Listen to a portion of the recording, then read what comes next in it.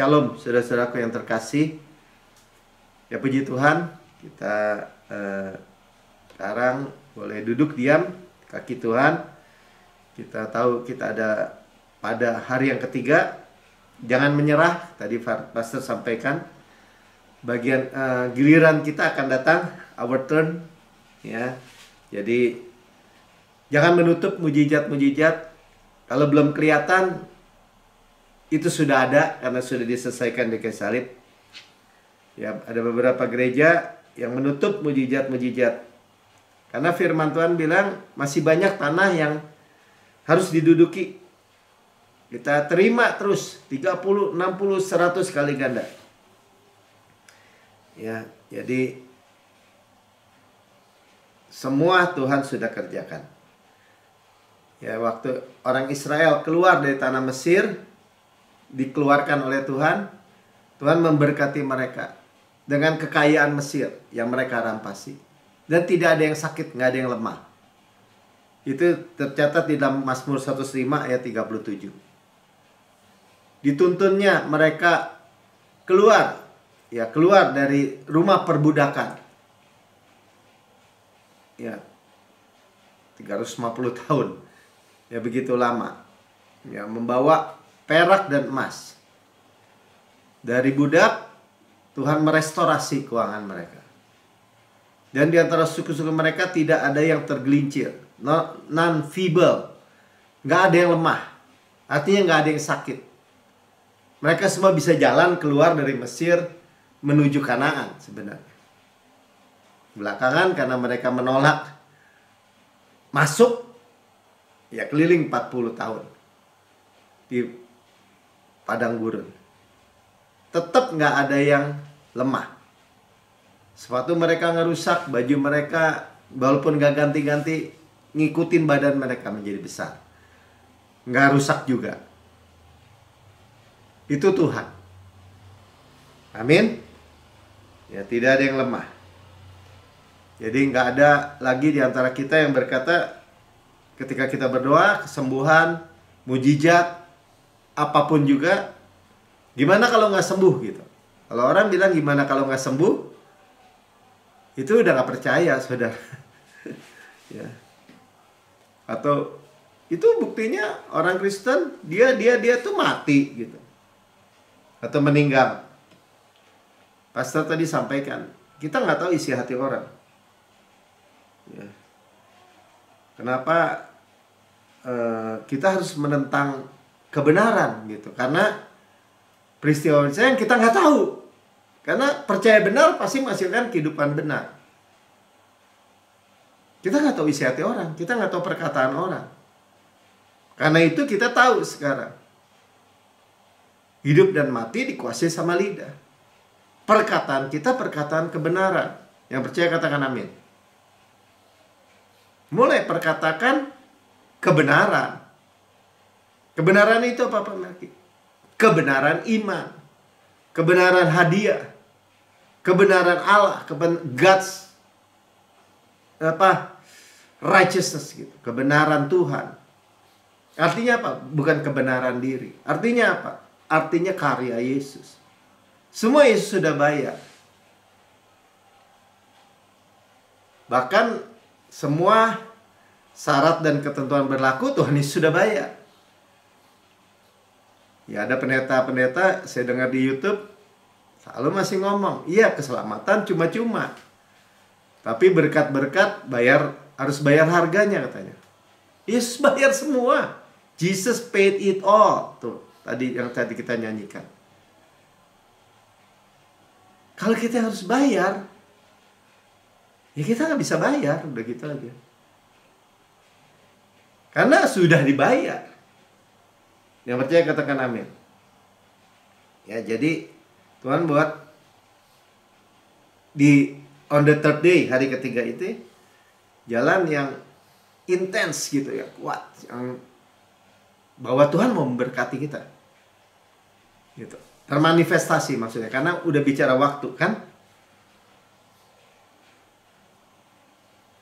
Jadi kita tahu Bapak kita mau bahwa kita itu baik-baik saja. Oh, di Bandung atau di mana-mana, nggak tahu karena di TV kali ya. Mobil teriak barudak, anak-anak kecil bilang well gitu ya, apa begitu ya. Semua baik, mereka aja tahu maksudnya ya, karena kita tahu Bapak kita mau anak-anaknya baik-baik saja.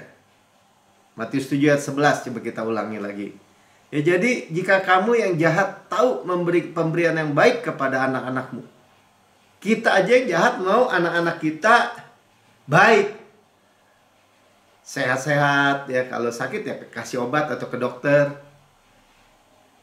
supaya mau baik ya, didoakan ya kan. Ya karena melalui dokter, melalui obat juga Tuhan lagi kesembuhan. Disekolahin, mau berhasil. Beberapa orang tua mau anaknya punya jodoh yang baik gitu. Ya semua juga semuanya begitu kan. Keuangannya baik, kesehatannya baik, keluarganya baik. Bapak di dunia, apalagi Bapakmu yang di surga. Sampai dibandingkannya gitu. Apalagi Bapak kita yang di surga, Ia akan memberikan yang baik kepada mereka yang meminta kepadanya. Makanya mintanya apa? Mintanya yang baik. Mintanya yang benar. Amin. Ya, dia imam besar agung kita, saudara. Dia pembela kita. Nah, kita baru pendahuluannya tadi ya, baru masuk nih. Apa yang kita merenungkan tentang Yesus itu imam besar agung kita. Dari Ibrani 9 ayat 6 sampai 15, coba kita lihat. Ya, Ibrani itu membandingkan imam besar di Perjanjian Lama, imam-imam yang melayani di Bait Suci, bahkan hanya imam besar yang 1 tahun sekali yang masuk ke ruang Maha Kudus. Tuh ya. Dan kita memiliki imam besar yang agung. Nah, imam-imam dan imam besar di Perjanjian Lama dibandingkan dengan imam besar agung, yaitu Yesus. Maksudnya gitu aja. Nah, kita akan baca. Ini di Ibrani dibandingkan. Seperti apa? Ya, demikian cara tempat kudus itu diatur. Ya, jadi ada halaman, kemah tabernakel itu ya, kemah suci, ruang kudus, ruang Maha Kudus. Kita mesti dilihat gambarnya dulu, nggak usah layan. Ya itu ya. Ruang kudus, ada menorah, roti sajian, ukupan, ada tirai itu, ada tirai yang membatasi antara ruang kudus sama ruang Maha Kudus. Ruang Maha Kudus hanya imam besar, 1 tahun 1 kali.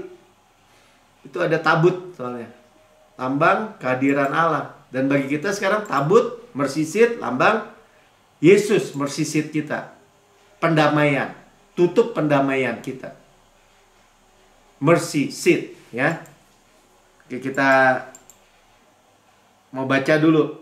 Balik lagi ya. Demikian caranya. Oke.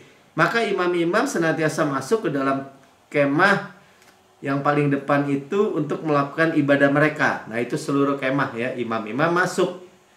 Tapi ke dalam kemah yang kedua, tadi ada 2 kan? Ruang kudus, ruang Maha Kudus.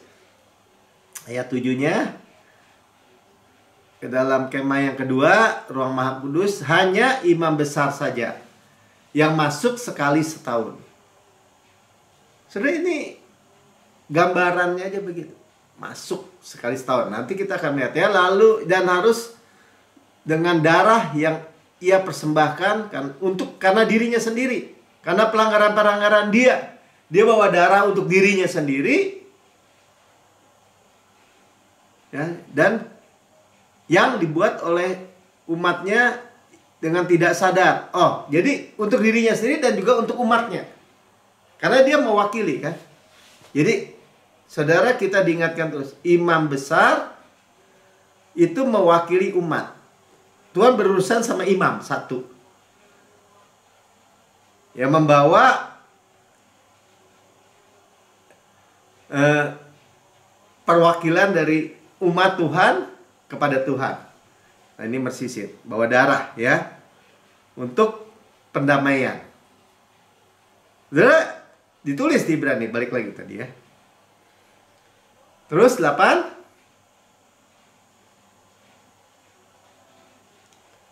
Dengan ini Roh Kudus menyatakan dengan gambaran tadi atau bayangan tadi.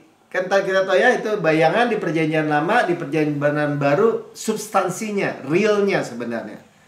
Ya, Roh Kudus menyatakan bahwa jalan ke tempat yang kudus itu belum terbuka. Tadi jalan bahkan dari ruang kudus ke ruang maha kudus itu belum terbuka. Ada tirai.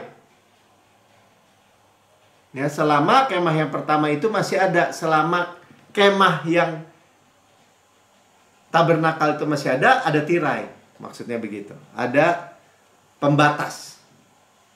Nah, ini yang kita akan melihat. Ya, bahwa tirai itu dirobekkan oleh Tuhan dari atas sampai bawah. Kita baca aja dulu ya, ayat 8. Ayat 9 itu adalah kiasan masa sekarang. Ya, kiasan tadi. Sesuai dengan itu dipersembahkan korban dan persembahan yang tidak dapat menyempurnakan. Kenapa? Karena korban binatang. Kaki 4, domba, lembu, sapi, darahnya tuh ya. Yang mempersembahkannya menurut hati nurani mereka. Terus ayat 10. Karena semuanya itu di samping makanan, minuman dan berbagai macam pembasuhan, ya karena potong di depan, bawa dagingnya buat makanan, buat minuman, hanya peraturan-peraturan untuk hidup insani, bukan rohani. Jadi gambaran itu yang hanya berlaku sampai tibanya waktu pembaruan. Perjanjian baru, minggu lalu kita dengar ya. Kita memiliki covenant, new covenant, ikatan perjanjian baru. Yang lama sudah berlalu, yang baru sudah datang. Nah, sekarang yang baru sudah tiba. Makanya ayat 11 ya, coba lihat.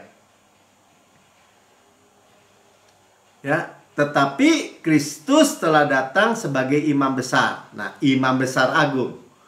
Great high priest. Ya, imam besar agung. Untuk hal-hal yang baik yang akan datang tadi, ya, ia telah melintasi kemah yang lebih besar. Nah, ini bicara bukan kemah buatan manusia tadi. Dan lebih sempurna. Nah, berarti apa tadi? Tadi marketnya atau blueprintnya, Kristus itu realnya, substansinya. Dan kemah yang lebih besar, kemah yang lebih sempurna itu apa? Jagat raya ini. Dan bukan dibuat oleh tangan manusia. Artinya tidak termasuk ciptaan ini. Jelas ya? Ini udah bicara kekekalan. Udah bicara imam besar agung. Udah bicara realnya yang saudara dan saya miliki. 12. Dan ia telah masuk satu kali untuk selama-lamanya. Nah, ini kata ini beberapa tempat dikatakan ya, once and for all. Sama-sama katakan sekali untuk selama-lamanya. Ini saudara jangan lupa seumur hidup saudara dan saya. Karena nggak berkali-kali. Makanya sekali untuk selama-lamanya. Artinya satu kali 2000 tahun yang lalu ya sudah diselesaikan di kayu salib, mati, dikuburkan, turun ke neraka, naik ke surga. Semua itu dalam prosesi itu once, efeknya untuk selama-lamanya.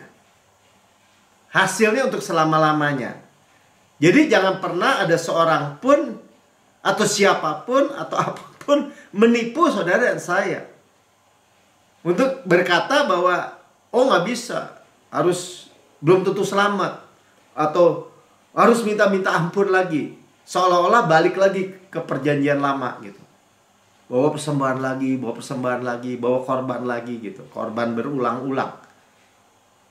Makanya itulah yang disebut sebenarnya di kitab Ibrani 6 itu dibilang murtad. Karena orang Israel itu udah dengar Yesus, dia bilang ini Yesus anak domba Allah, imam besar, balik lagi ke temple sacrifice. Tadi ke tabernakel yang Musa itu. Itu namanya murtad, saudara. Gitu, bukan buat orang Kristen, bukan. Ya. Jadi harus jelas. Kalau kita, yang penting kita tahu pasti. Mengaku dengan mulut, percaya dengan hati, lahir baru. Genuine. Menerima Yesus sebagai Tuhan dan Juru Selamat pribadi. Ini urusan pribadi-pribadi. Ya nggak bisa gini, karena bapaknya Kristen, anaknya otomatis gitu, nggak. Anak-anaknya terima Yesus sebagai Tuhan dan Juru Selamat pribadi. Ya, yang membawa, ya, bukan dengan membawa darah domba jantan atau darah anak lembu. Jadi bukan bawa darah binatang, tetapi dengan membawa darahnya sendiri. Dialah anak domba Allah yang disembelih. Ini kita udah sering dengar, tapi kita bayangkan, ya, sekarang dari marketnya sama realnya. Saudara tahu market? Orang arsitek bikin gedung seperti apa ya, atau rumah, dia bikin market dulu. Ini bukan realnya karena market itu kecil. Bayangan. Ini substansinya, realnya. Yesus.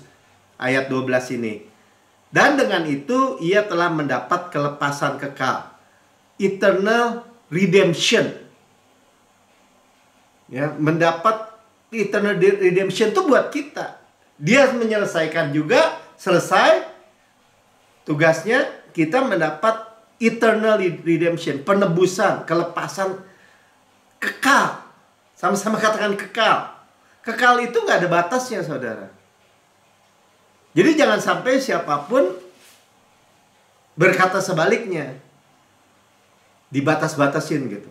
Oh, kalau keselamatan itu justification, kasih karunia gratis, tapi harus menguduskan diri, kita yang lakukan lagi.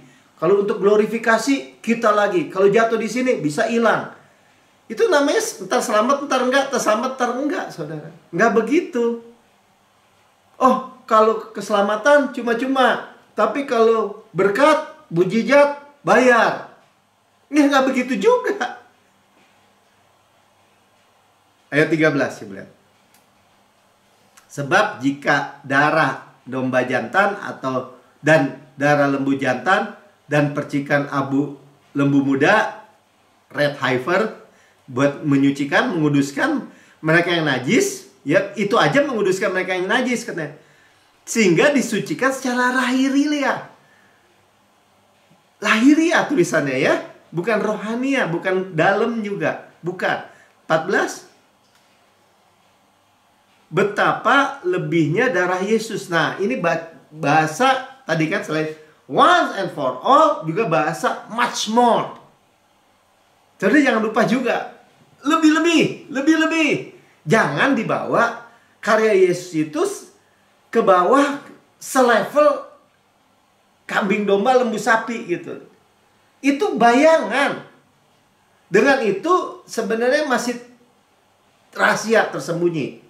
Disingkapkan dengan perjanjian baru. Perjanjian lama adalah perjanjian baru yang terselubung. Perjanjian lama yang disingkapkan.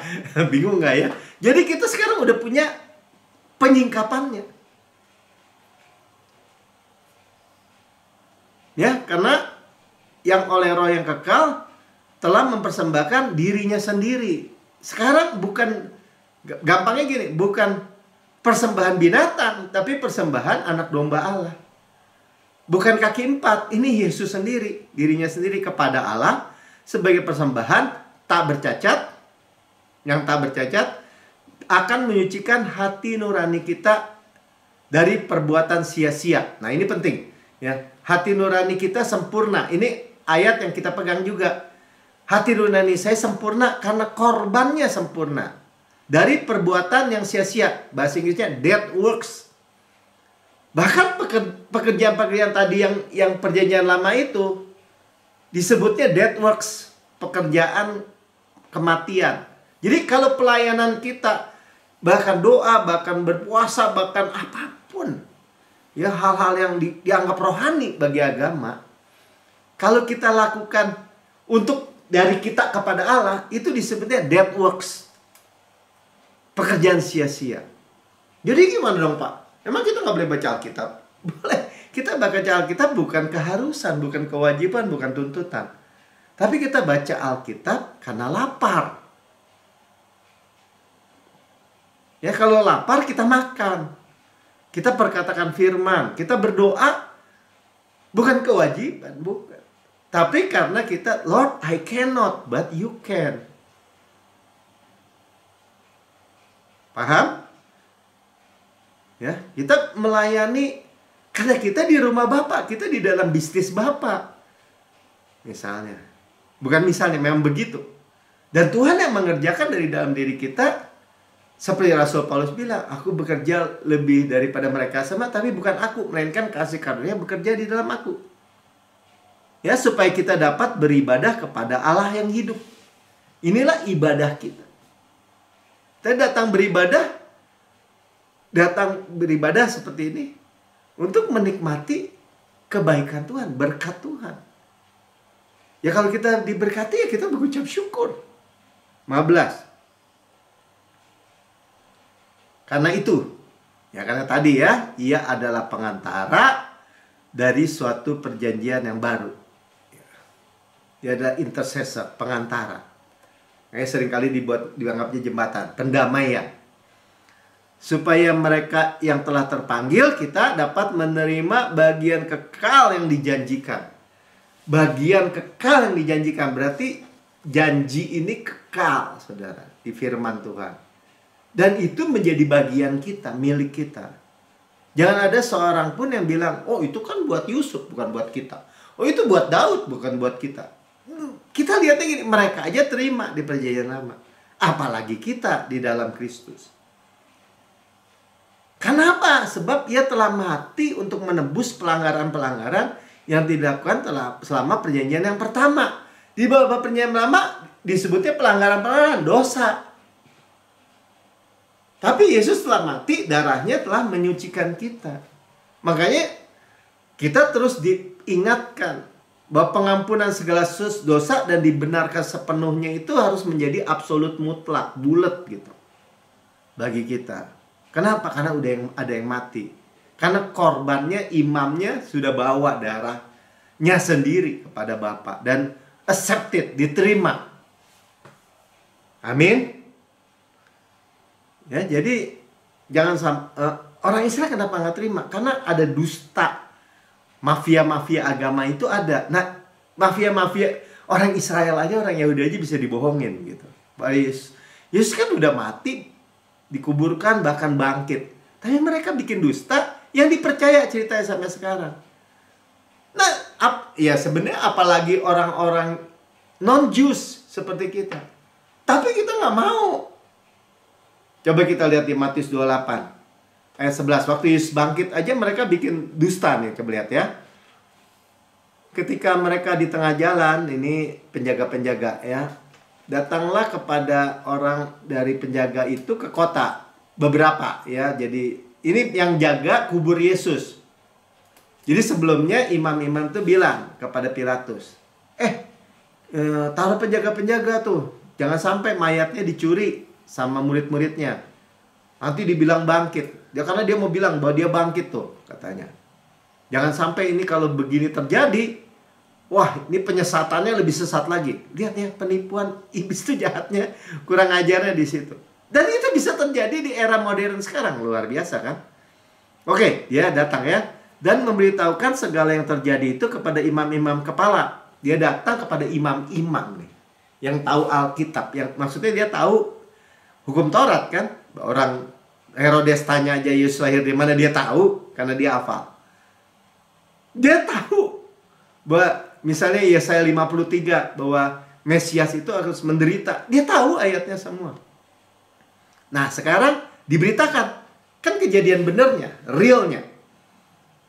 Bahwa penjaga-penjaga itu lihat batunya terguling, terus malaikat duduk di batu itu, tuh dia lihat kebangkitan, mereka takut lari semua. Ya. Dan diceritakan sekarang kepada imam-imam. Jadi ini saksi mata. Ayat 12. Dan sesudah berunding dengan tua-tua, terus mereka meeting. Mereka mengambil keputusan. Ini keputusannya, memberi sejumlah besar uang kepada serdadu-serdadu itu. Serdadu-serdadu itu disogok. Jadi dengan uang sogokan ini, sekarang lagi rame urusan itu ya, korupsi, sogok, menyogok, masih bayar, membayar. Dari zaman ini untuk nipu satu bangsa imamnya itu melakukan ini. Dan mereka percaya kan, mestinya mereka percaya. Kalau mereka meeting ini, nggak mungkin ini pasti dicuri. Gampang nggak? Apa maksudnya? Susah nggak? Susah atau gampang gitu pertanyaannya. Nyembunyiin mayat kalau memang mayatnya itu dicuri. Susah, saudara. Mau dibawa kemana itu mayat? Ke rumah mana? Bisa dicari itu semua murid-murid. Rumahnya digeledah gitu. Kalau mereka nggak percaya Yesus bangkit, mereka pasti suruh itu prajurit-prajurit cari sampai ketemu. Nggak mau tahu. Kirim kabar lagi kepada Pilatus, Herodes, siapa kek. Kirim tentara lebih banyak, cari. Tapi justru karena mereka percaya. Tapi mereka mau bikin berita hoax kan. Mereka kasih uang. Ayat 13. Dan berkata, kamu harus mengatakan, kamu harus bohong gitu, bahwa murid-muridnya datang malam-malam dan mencurinya ketika kamu sedang tidur. Ini hoax nggak? Bohong nggak? Bohong kan?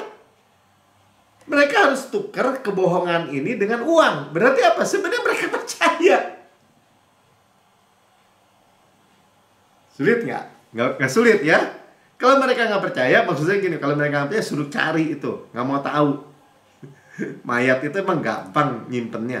Tapi kalau mereka percaya, tapi mereka harus bohong karena mereka tetap dirasuk setan gitu. Nah makanya sekarang kalau beritanya terbalik-terbalik di gereja, ya saudara sadari, dari zaman dulu aja Yesus bangkit aja mereka imam loh. Tua-tua imam yang meeting, yang tahu firman. Mereka sogok itu prajurit ya untuk the third day ini, karena bangkit hari ketiga kan. Karena kalau Yesus nggak bangkit, dosa kita nggak dihapus. Dan ini yang dicegat, ditutupi. Dan akibatnya ayat 14. Oh, belum ya, masih jelasin. Dan apabila hal ini kedengaran oleh wali negeri, maksudnya Herodes, Pilatus, kami akan berbicara dengan dia. Mereka ambil tanggung jawab. Sehingga kamu tidak dapat berada kesulitan apa-apa. Jadi prajurit dikasih uang, terus dia bilang, lu jangan takut. Nanti kalau ada kasus, kita yang maju. Nah, gitulah ya, kira-kira. Ayat 15, bayangkan ini saudara yang terjadi. Prajurit menerima uang itu dan berbuat seperti apa yang dipesankan kepada mereka. Jadi mereka lapor ke atasan, lapor ke semua orang. Dan cerita ini tersiar di antara orang Yahudi sampai sekarang ini. Jadi saudara, apa yang saudara tahu nih, the third day, kebangkitan Tuhan, pengampunan segala dosa. Kenapa orang Yahudi nggak terima? Karena cerita ini tersiar di antara orang Yahudi sampai sekarang ini. Makanya kita nggak mau percaya lagi kepercayaan-kepercayaan yang salah, ya, atau apa, berita-berita tradisi yang diturun-temurun. Keselamatan bisa hilang, pikul salib, Tuhan nggak buat lagi mujizat. Sama aja saudara nggak percaya, orang-orang Kristen dibuat nggak percaya bahwa Yesus itu telah bangkit hari ketiga. Jangan mau percaya cerita-cerita kayak gitu. Amin. Ya. Jangan. Jadi namanya ignorant. Mereka tahu tapi mereka nggak mau percaya, nggak peduli. Itu sama aja katanya melawan kebenaran kan. Atau kayak hukum alam aja kok dilawan gini. Wah, saya lompat nih dari gedung lantai 5 ke bawah, kena hukum gravitasi tetap saudara. Ya, oh ini saya pegang nih listrik nih 6000 volt. Ya kesetrum. Ya. Walaupun orang benar nih, orang hidupnya benar, hidupnya baik, tapi dia lihat kabel listrik putus gitu di jalan hujan-hujan, dia pegang, tetap kesetrum saudara. Itu namanya apa? Hatinya baik, tapi belum tentu benar gitu. Ya. Jadi kita nggak percaya kebenaran diri tadi. Kebenaran Kristus bangkit aja dia tolak. Transaksional, bayar, tipu menipu. Ya, padahal Yesus itu udah tepat sekali, tepat waktu semua. Ya tadi yang waktu Ibrani 9 ayat berapa tuh? Ayat 8-nya tuh sebenarnya tirai itu dibuka dari atas sampai bawah. Ya itulah yang dibawa oleh darah. Saudara bayangin ya, oleh orang Yahudi itu dijahit lagi. Kita lihat dulu waktu Yesus it is finished, sudah selesai ya, Matius 27 ayat 51.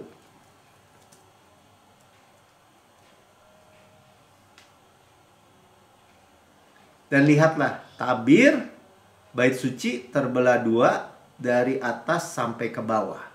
Jadi kalau tabir bait suci, kalau sudah tahu tadi yang bait suci yang digambar itu tadi, ya, itu realnya tingginya 18 meter, tebalnya 10 cm gini. Karena berlapis-lapis, 10 cm. Dan itu dirobek pasti dari Tuhan, tuh ya, dari atas sampai bawah kayak gitu. Seret. Dan hanya imam-imam yang lihat, orang-orang Yahudi nggak lihat, nggak tahu. Nah ini lagi mau bicara ignorant ya. Mereka lihat, mereka tahu, mereka alami. Nggak mungkin ada manusia bisa robek tirai itu. Ya saya nggak tahu, bulldozer juga nggak bisa robek itu kalau 10 cm, 18 meter. Hanya Tuhan, dari atas sampai ke bawah itu Tuhan. Amin. Tapi orang ignoran gitu, nggak peduli, nggak mau. Kenapa tadi? Karena mereka lebih percaya sama yang lahiriah tadi. Jadi sejarah, tadi Pastor Prince sampaikan, sejarah mengatakan bahwa mereka jahit lagi dari bawah itu. Itu tirai bait Allah. Jadilah gempa bumi dan bukit-bukit batu terbelah. Saudara, oleh darah itu diadakan pendamaian, oleh darah Yesus itu terbelah, saudara, dari atas sampai bawah. Oleh Tuhan. Dan ini di sejarah ditulis. Makanya kalau beritanya yang disiarkan dengan kebohongan,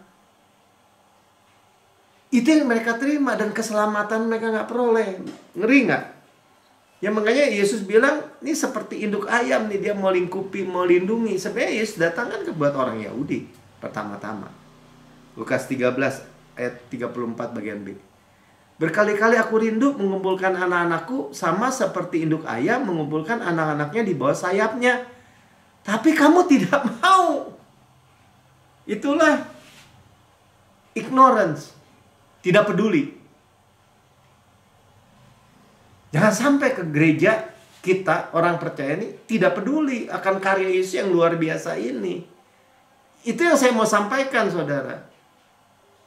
Begitu luar biasanya kayak gini, enggak lah saya usaha sendiri, enggak lah saya balik aja di bawah hukum Taurat, upaya diri.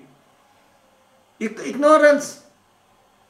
Ya, ada petani yang punya peternakan dan terbakar, saudara. Kambing, domba, ayam, ya, terbakar lumbungnya. Dan setelah terbakar, dia lihat semua dombanya, kambingnya, sapi mati terbakar. Kemudian dia lihat ada induk ayam gitu, angus juga, jatuh di tanah. Dan dia tendang pakai kaki gitu, dibuka. Di bawahnya ada anak-anak ayam terlindung yang hidup. Saudara, di tengah-tengah dunia yang gelap, kelam, yang beritanya buruk, Tuhan itu sayapnya melindungi kita, saudara. Kita tinggal bilang, amin Tuhan, saya percaya Tuhan. Bahwa Tuhan tuh lebih rindu perlindungan kepada saudara. Amin. Nah itulah berita baik yang kita terima. Dan Tuhan melakukan kebenaran ini dengan righteously. Amin. Ya, karena salib itu di luar waktu dan ruang. Makanya kalau kita perjamuan kudus, kita percaya itu tubuh Kristus, darah Kristus yang baru disembelih gitu. Real time.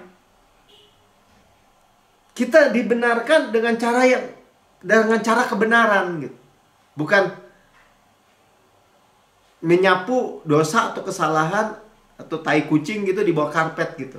Bukan, saudara. Di luar waktu dan ruang, timeless.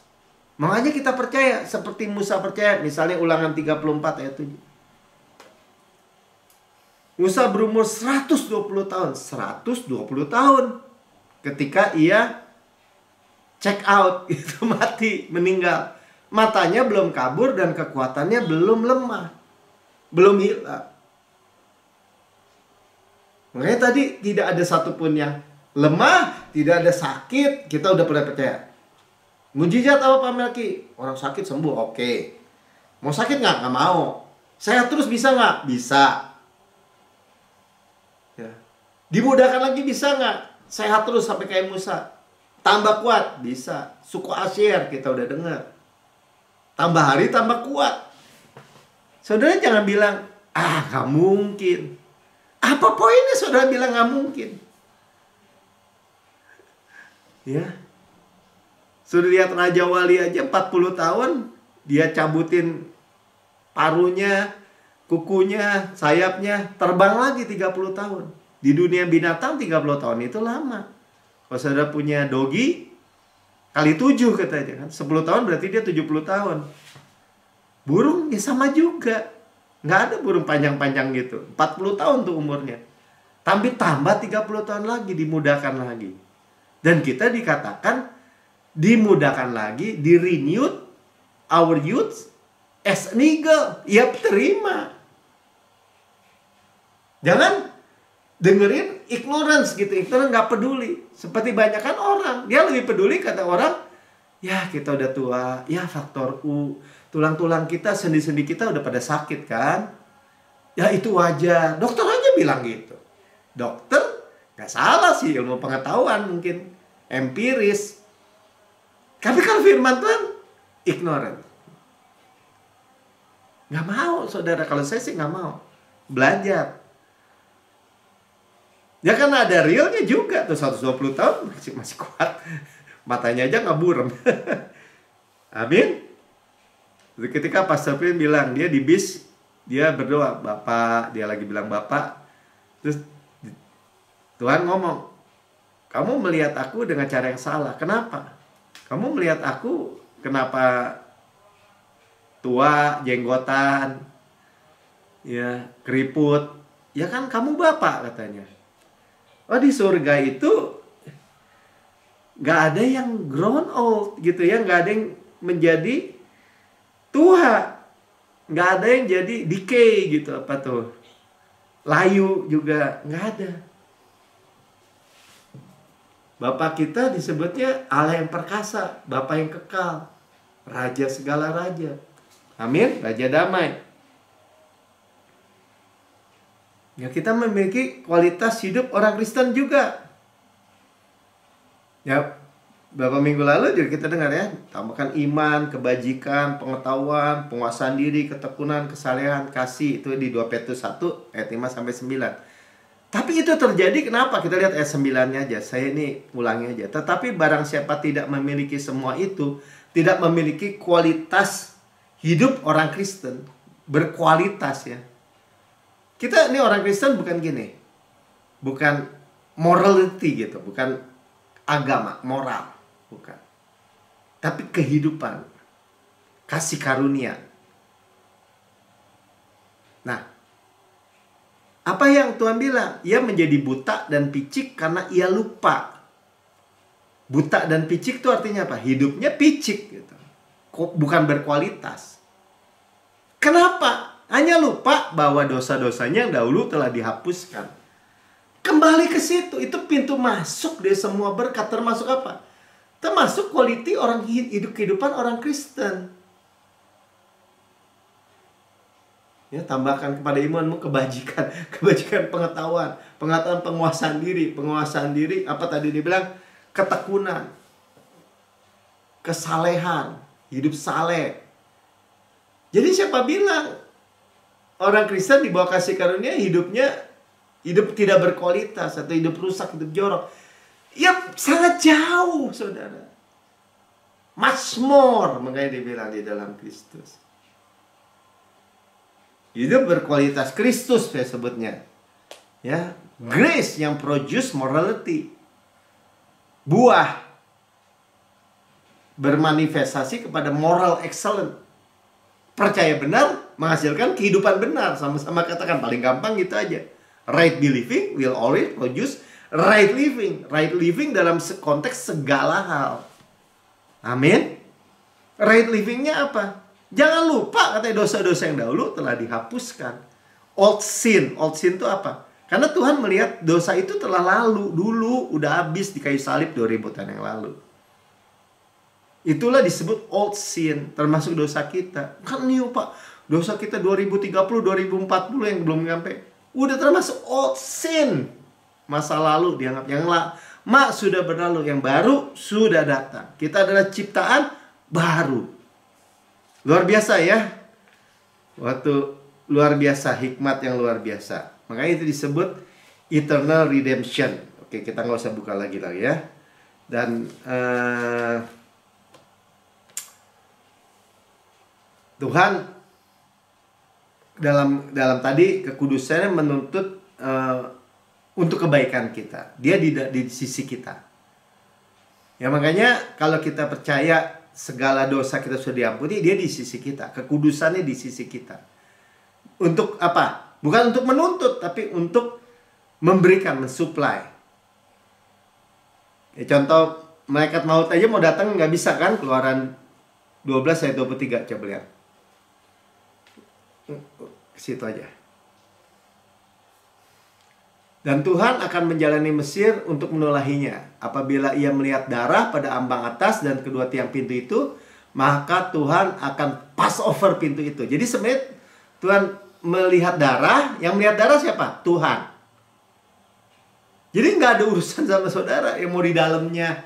Kalau ada darah, mau di dalamnya sukacita, mau di dalamnya ketakutan, gemeter, lihat darah, Tuhan pass over, masuk pintu dan tidak membiarkan pemusnah masuk ke dalam rumahmu untuk menulahinya. Jadi sebenarnya malaikat tulah itu atau malaikat pencabut nyawa orang anak-anak sulung di Mesir itu, kalau Tuhan dulu, Tuhan melihat darah, masuk dia.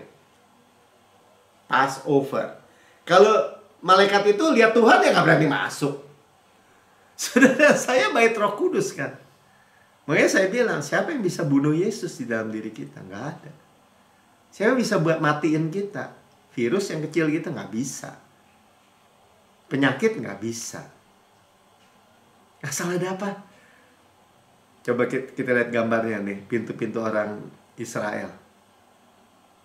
Ada salib, saudara, ada darah. Tuh, ambang atas, tiang pintu kiri kanan. Lambang apa? Salib. Tuh, salib. Darah. Imam besar udah bawa. Dia pass over, masuk di dalam kita. Amin. Dan kita berkatakan, Tuhan di pihak kita sekarang. Bukan melawan kita. Saudara harus yakin 100%. Ya, pemusnah nggak bisa masuk. Nggak bisa masuk hidup kita, nggak bisa. Udah gitu aja. Kenapa? Karena ada darah. Dengan darah Yesus, Tuhan juga nggak mungkin bisa masukin kita ke neraka. Karena ada darah. Udah kepalang ada darah gitu. Saudara udah kepalang makan buah kehidupan. Nggak bisa mati lagi. Itu kebenaran. Kalau orang dikadalin, ya mungkin, bukan mungkin, karena dia lahir baru selamat, ya tetap selamat. Tapi menyesal-nyesal gitu. Kenapa mesti hidup di bawah penghukuman? Atau Kristus tidak berefek? Kalau Kristus berefek, Roma 8 ayat 31. Sebab itu apa yang akan kita katakan tentang semuanya itu, jika Allah di pihak kita. Jadi ini kan pertanyaan retoris kan? Jika Allah di pihak kita, siapakah melawan kita? Berarti Allah di pihak kita. Tuhan tidak mungkin melawan kita. Sama-sama katakan, Allah di pihak saya. Dan bukan melawan saya. Dia di pihak kita. Ya di pihak kita. Dari musuh mau lawan, tadi malaikat maut aja nggak bisa nyebrang lagi. Udah nggak bisa masuk. Kenapa? Karena darah. Itulah veilnya itu, tabirnya sudah dirobek dari atas sampai bawah tadi. Ya, nah kalau bicara veil, ini bicara juga Yakub kan. Yakub karena zaman perjanjian lama dia kerja di Laban 7 tahun untuk dapetin Rahel, karena pengantinnya pakai tudung ini, dikasihnya Lea dulu. Nah ini ada di Kejadian 29 ayat 23. Tetapi pada waktu malam diambilnya Lea anaknya, lalu dibawanya kepada Yakub. Maka Yakub menghampiri dia, ditipu sama si Laban. Suruh kerja lagi baru dapat Rahel, dia kerja lagi. Nah saudara, sekarang veil itu nggak ada, ya. Makanya kita bisa masuk ke ruang Maha Kudus dan masuk menerima Injil penuh kemuliaan. Gitu.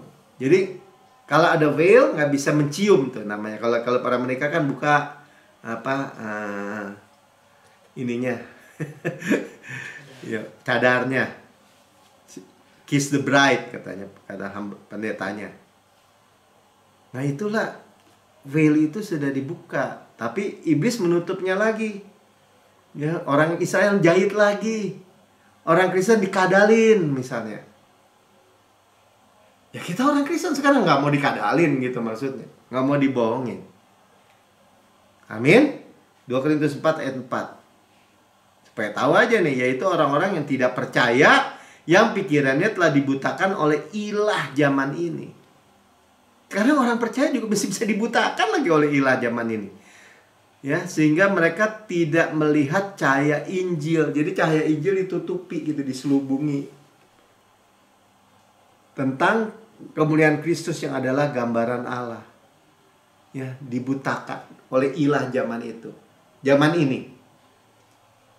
Ya, jadi glorious gospel of Christ itu ditutupi. Ya, Pastor Vin tadi sampaikan, kalau nggak mulia buat apa ditutupi? Kalau nggak cantik, nggak indah, buat apa ditutupi sama iblis? Nah saudara, sekarang udah dirobek. Ini firman hari ini, saudara dan saya melihat face to face gitu, melihat tanpa selubung. Amin. Ya, oleh darah Yesus, sekali lagi ya, tadi kita lihat di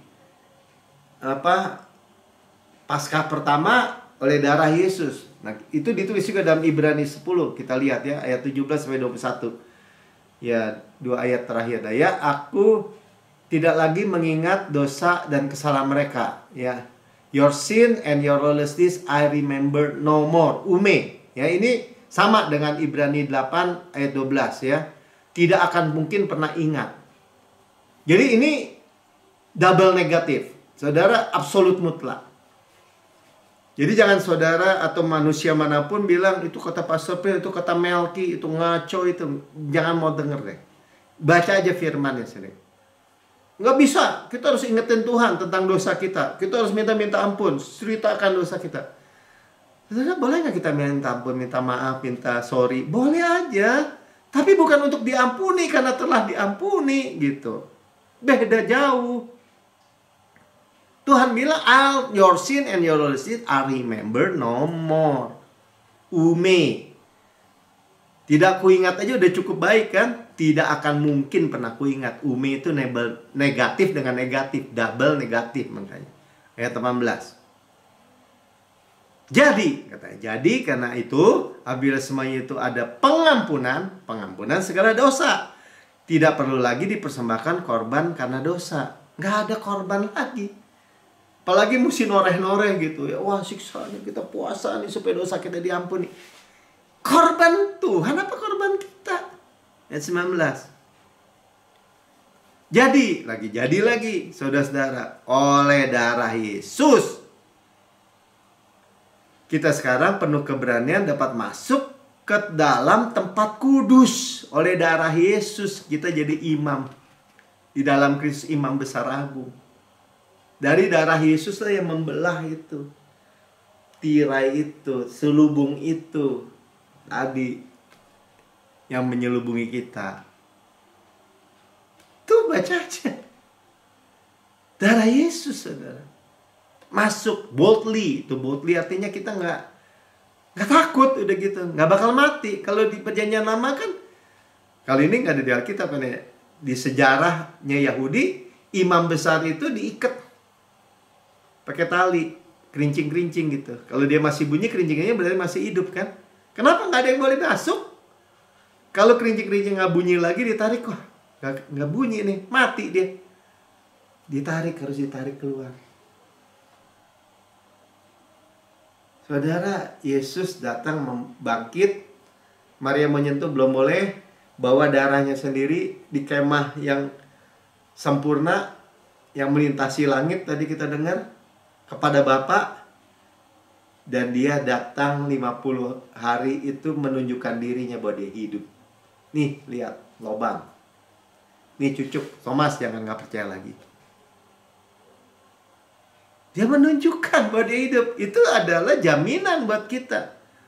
Ketika imam besar itu keluar dari bait Allah, berarti dia diterima darahnya, korbannya diterima. Berarti rakyat ketika lihat imam besar, wah, hore, sukacita. Kenapa?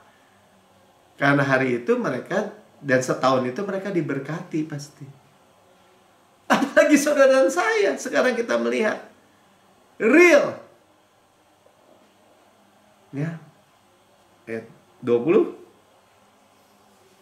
Karena ia telah membuka jalan. Nah ini kan, dia udah membuka jalan, veil itu terbuka. Yang baru, a new and living way, ya, dan yang hidup. Bagi kita melalui tabir, yaitu dirinya sendiri. Dirinya sendiri menjadi korban yang dibelah gitu. Darah yang membelah tirai itu. A new and living way. Jadi kalau a new, lawannya apa? Old. Saudara jangan mau balik lagi ke old, tuntutan perjanjian lama. Old dan death lagi. Old and dying way gitu. Dan kematian. Kita enggak. Kita new and living way. Amin. Ya. Jadi dunia kematian-kematian, agama kematian-kematian. Korban juga lembu sapi. Nanti habis lebaran ada apa? Habis naik haji. Apa tuh kalau agama lain kan ada korban. Kita memiliki a new and living way. Amin. Ya. Jadi ibadah berguna untuk hidup. 1 Timotius 4 ayat 8. Ayat terakhir ya. Latihan badani terbatas gunanya. Berarti ada gunanya nggak? Ada. Tapi ibadah berguna dalam segala hal. Karena mengandung janji baik untuk hidup ini maupun untuk hidup yang akan datang. Hidup. A new and living way. Amin. Ya. Terbatas kita terima juga.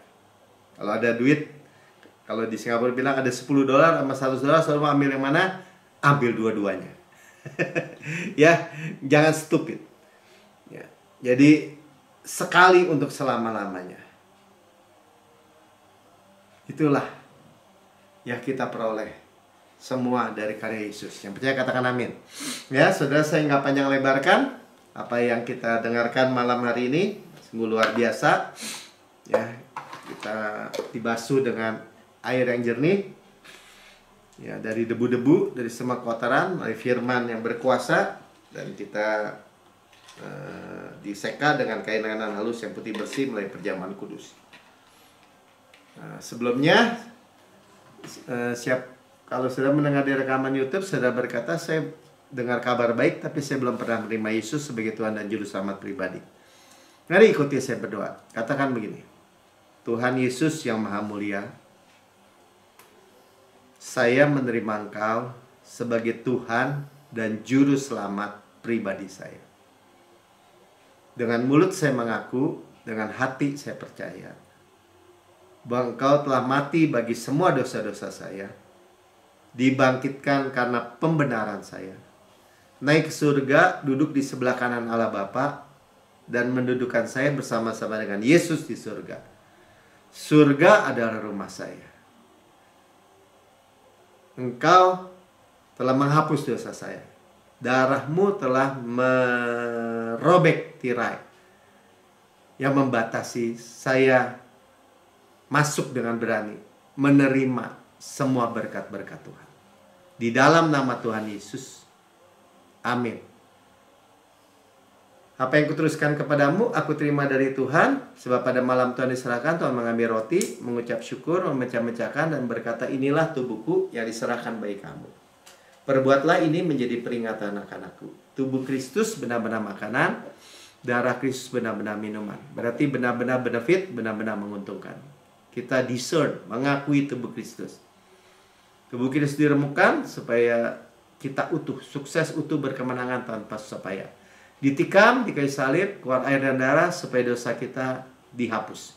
Dicambuk, tersingkap tulang-tulangnya, menanggung sakit dan penyakit kita. Oleh bilurnya kita sudah sembuh. Dibakar, digantung di antara bumi dengan langit, di kayu salib. Ya, menerima semua murka, semua kutuk, semua penghukuman maut buat kita, ya, sehingga kita bisa rest, bersandar pada kemurahan kebaikannya, dan berkata, Tuhan Yesus, sebagaimana Engkau di surga layak terima kuasa dan kekayaan dan hikmat dan kekuatan dan hormat dan kemuliaan dan berkat, demikian saya di bumi sekarang ini. Saya sehat, kuat, segar, dimudahkan, energik, dinamis. Ada DNA Kristus, Zoe Life, Zoe Kosmos dalam tiap sel, jaringan anggota tubuh kita. Seperti pohon yang Tuhan tanam sendiri di tepi aliran air, merambat akarnya di tepi batang air, menghasilkan buahnya pada musimnya, tidak layu daunnya. Apa yang kita perbuat prosper, good sukses, berhasil dan beruntung.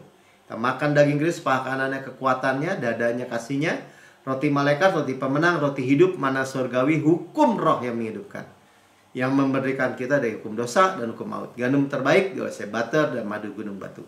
Saudaraku yang kekasih, bukankah roti yang kita pecah-pecahkan ada persekutuan kita dengan tubuh Kristus? Amin. Makan dalam nama Tuhan Yesus.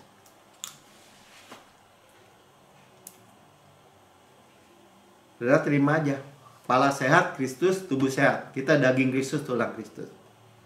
Saudara mau bagian seluruh saudara apapun katakan. Jantung Kristus, paru-paru Kristus, mata Kristus, telinga Kristus, semua. Ya. Terima kesembuhan dari Tuhan. Dan setelah makan, Tuhan katakan, ini cawan perjanjian baru yang dimeteraikan dari darahku untuk pengampunan segala dosa. Segala dosa kita sudah dihapus. Kita dibenarkan sepenuhnya. Tidak diperhitungkan. Tuhan tidak tidak mungkin pernah ingat dosa-dosa kita. Kita mewarisi Kanaan. God's rest, tempat perhentian Tuhan. Ya. Exit good land. Tanah yang luar biasa baik. Kota-kota, rumah-rumah yang besar, yang baik isinya, kita tidak bangun, kita tidak isi, kita yang memilikinya. Sumur-sumur, sungai, mata air, danau, di gunung, di lembah, yang kita nggak gali, kita minum airnya. Bicara air, bicara finansial. Ya, kebun-kebun anggur, zaitun, ara, delima, yang kita tidak tanami, kita yang makan buahnya. Batunya mengandung besi, gunungnya mengandung tembaga, harta karun Kristus dalam berjalan tanah liat ini, kita yang memilikinya. Gandum jelai kita makan, tidak perlu berhemat. Ya, kita mewarisi dunia ini, wealth and health di bawahnya. Marisi berkat Abraham. Panen raya besar, manifestasi berkat hujan akhir. Golden oil dari golden pipe, berkat-berkat pneumatikos in heavenly places, warisan anak sulung, karisma, semua janji, semua berkat se-Alkitab. Tuhan sudah bayar overpayment dengan darah yang mahal. Saudaraku yang kekasih, bukankah cawan yang atas kita mengucap syukur adalah persekutuan kita dengan darah Kristus? Amin. Minum dalam nama Tuhan Yesus. Haleluya. Dari ucap syukur, saudara. Terima kasih semua berkat Tuhan. Imam besar agung kita, haleluya, darahnya sudah